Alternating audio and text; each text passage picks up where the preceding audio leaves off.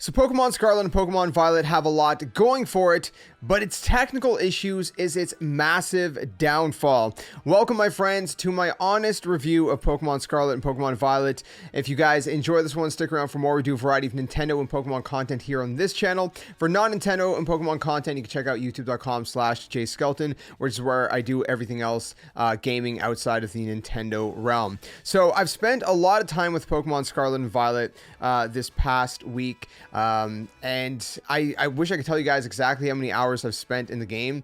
I don't actually know because it's not showing up yet, but my guess is that I've spent quite a bit of time.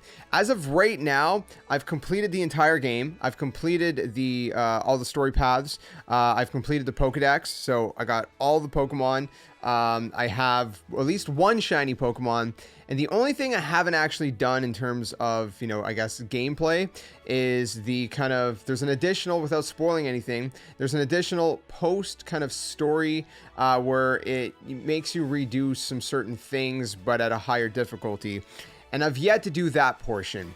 That's probably the only thing I haven't done as of right now, but as of right now, like I said, I've done pretty much everything that the game has to offer, except that I've done, a bunch of the Terra raids. Right now, at the time of recording this, and by the time you guys see this, might be over or over soon.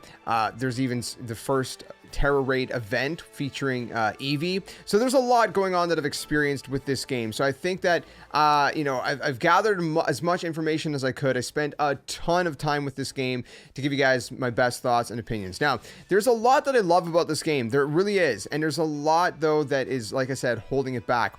I'm going to be doing as much spoiler-free stuff as I possibly can. I'm going to throw in some kind of generic gameplay in the backgrounds, some kind of Terra raids I'll show you guys gameplay of, which is featuring, the Eevee event. So by the time, like I said, you guys see this, that event's going to be over. And so that's not going to spoil anything outside of the actual Eevee event, which again is only a limited time anyways.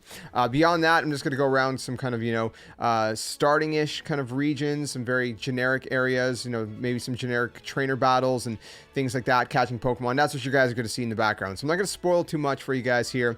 And in terms of, what I'm going to say, again, I'm going to do my very best to avoid spoilers. So you guys, are safe to proceed if you want to. So let's get into the nitty gritty. I don't want to spend too much time on this.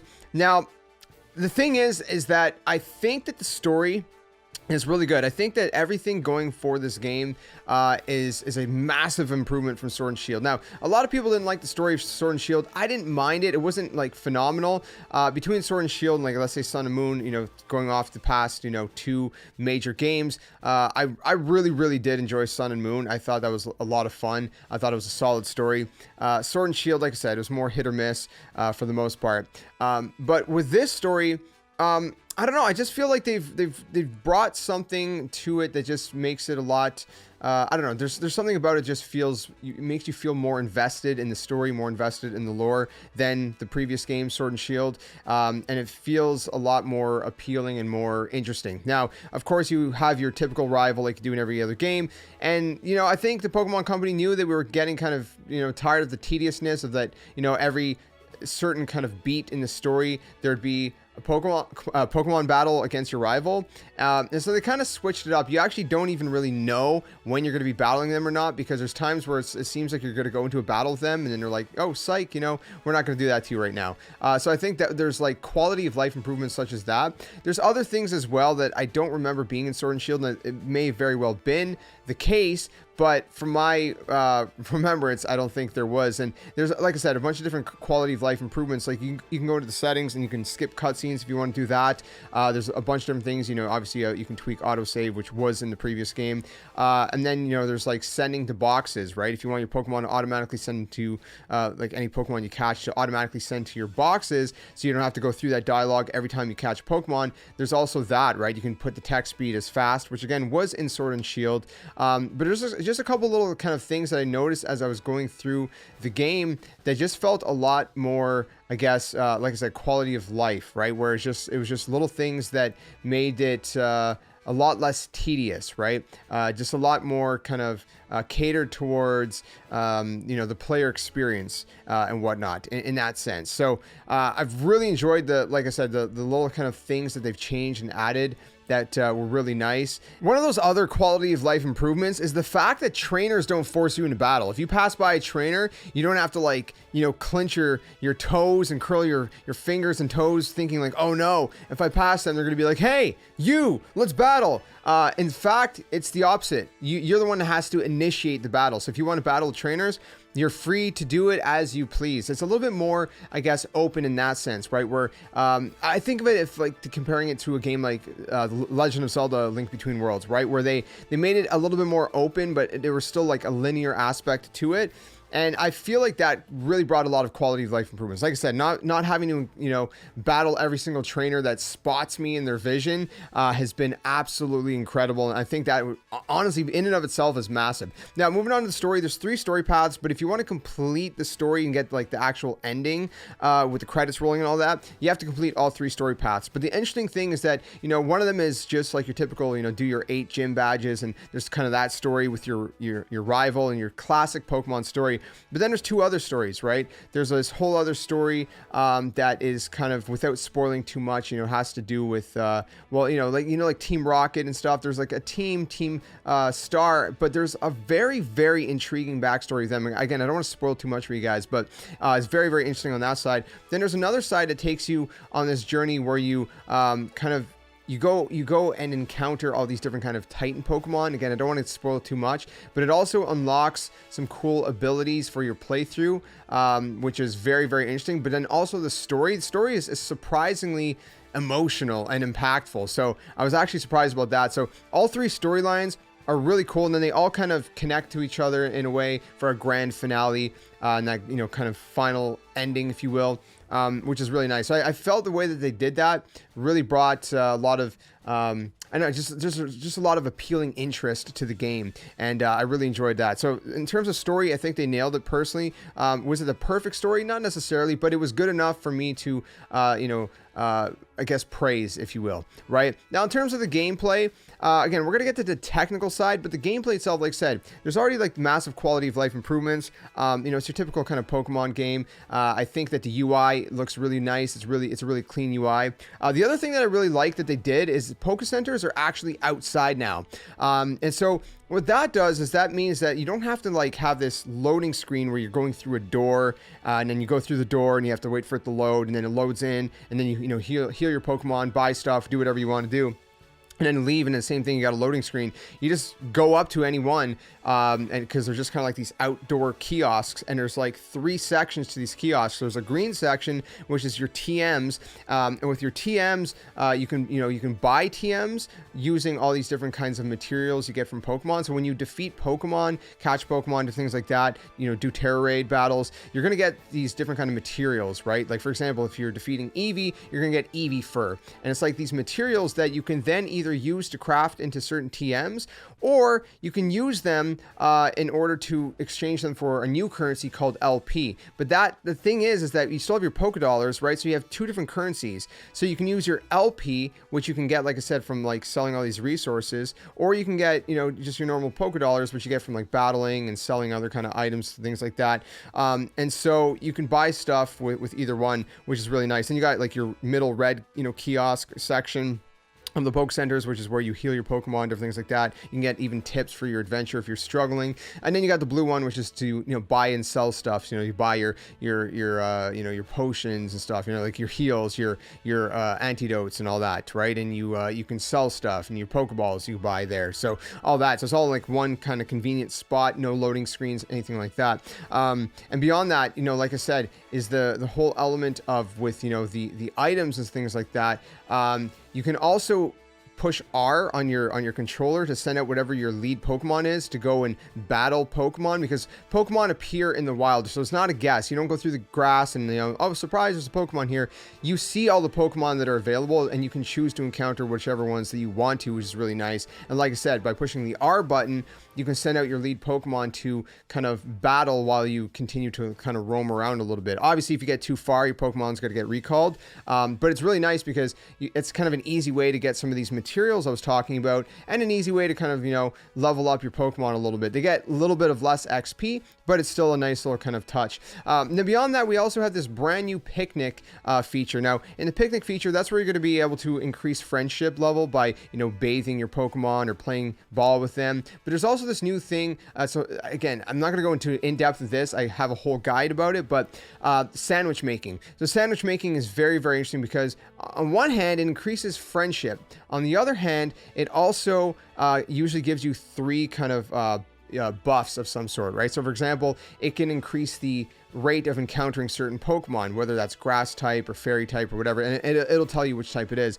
It can increase your egg power, so how much eggs are going to show up, which by the way, breeding is now actually done in the picnic area as well. So you have whatever Pokemon that you want to breed in the picnic area, and there's going to be like a little basket on the floor at the back of the table on the ground, and once in a while you're just going to check that and you'll see if there's eggs in there. So it's a little bit more convenient in that way as well with the breeding. So you don't have to go into a specific location. You can just set up a picnic anywhere and you can just start trying to breed and get your eggs right there.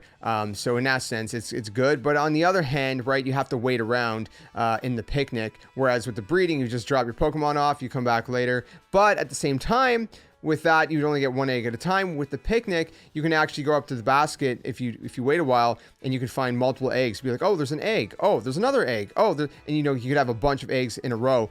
So you're not limited to one. So there's definitely a lot of pros to that as well. Beyond that, like I said, with the sandwich making, all these different buffs, right? Your raid power, item power, there's so many different things, and it's very, very useful. It's massively. It's just crucial to know how to make sandwiches and how to do so properly, which again is another mechanic where you have to buy ingredients, different things like that, learn new recipes. Again, I went through that in a whole entire guide, so I'm not going to cover that here in this review because that's not what this video is about. So there's that. That's really interesting as well. And again, you got your kind of classic, like I said, it's your classic Pokemon. All the fundamentals are pretty much there that you've come to know and love. You got your Portal, which is going to be for all your online stuff, which is really cool because you can actually go through the world in multiplayer now with up to 4 people, so you and 3 other people. So there's that as well, which is called Union Circle. Of course, you got your link trades, your Terra battles, your surprise trades, link battles, battle stadium, mystery gift. That's all going to be found under the Poke Portal for your online kind of content and whatnot as well. So all that to say, like I said, there's a lot of great stuff going for it. It's a very fun game. The world is massive. The region of Paldea is quite large.